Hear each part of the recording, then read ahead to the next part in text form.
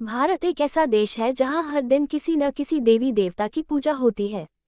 लेकिन इन सभी व्रतों और त्योहारों में एक दिन ऐसा आता है जिसे सबसे कठिन और सबसे पुण्यदायक माना जाता है, और वो दिन है निर्जला एकादशी।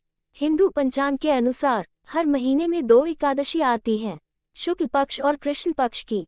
लेकिन इनमें से निर्जला एकादशी को सबसे महत्वपूर्ण और सबसे कठिन माना जाता है। यह व्रत ज्येष्ठ मास के शुक्ल पक्ष की एकादशी को रखा जाता है।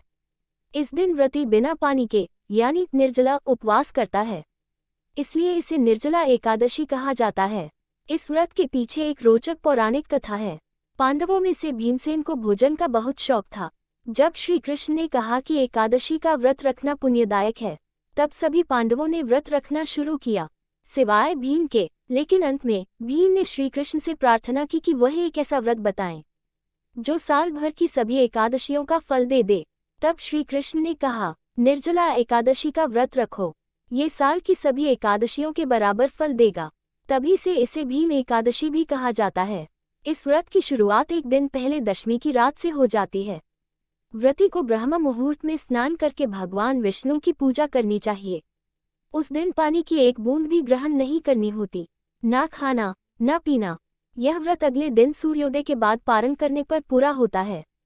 सूर्यास्त प्रातःकालीन स्नान, दीप जलाना, विष्णु सहस्त्रनाम का पाठ, हवा में पत्ता तुलसी दल अर्पण। निर्जला एकादशी केवल धार्मिक दृष्टि से ही नहीं बल्कि वैज्ञानिक दृष्टिकोण से भी विशेष मानी जाती है। इस दिन व्रत रखने से शरीर का डिटॉक्स होता है, पाचन तंत्र को आराम मिलता है और मानसिक शांति की अनुभूति होती है। साथ ही यह आत्मसंयम और धैर्य की परीक्षा भी है। शास्त्रों के अनुसार इस दिन व्रत रखने से व्यक्ति को मोक्ष की प्राप्ति होती है।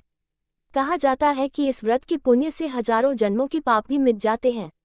जो व्यक्ति इस दिन ब्राह्मणों को दान करता है, उसे स्वर्ग की प्राप्ति होती है। पद्म पुराण और स्कंद पुराण के अनुसार दान की वस्तुएं अन्न, वस्त्र, जल, छाता, पंखा दिए जाते हैं। अगले दिन द्वादशी को सूर्योदय के बाद पारण किया जाता है। इस दिन फलाहार या जल ग्रहण करके व्रत को समाप्त किया जाता है। कई लोग पहले गाय, ब्राह्मण या जरूरतमंद को भोजन करवाते हैं, फिर स्वयं पारण करते हैं। निर्जला एकादशी केवल एक व्रत नहीं बल्कि आत्मा की शुद्धि का मार्ग है। यह उपवास शरीर को नहीं, मन को नियंत्रित करने का माध्यम है। तो आइए इस एकादशी पर हम भी व्रत, संयम और सेवा के माध्यम से प्रभु की भक्ति में एक कदम और आगे बढ़ाएं।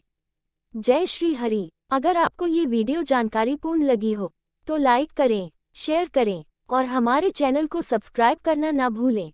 घंटी का बटन जरूर दबाएं ताकि हर धार्मिक वीडियो आप तक सबसे पहले पहुंचे।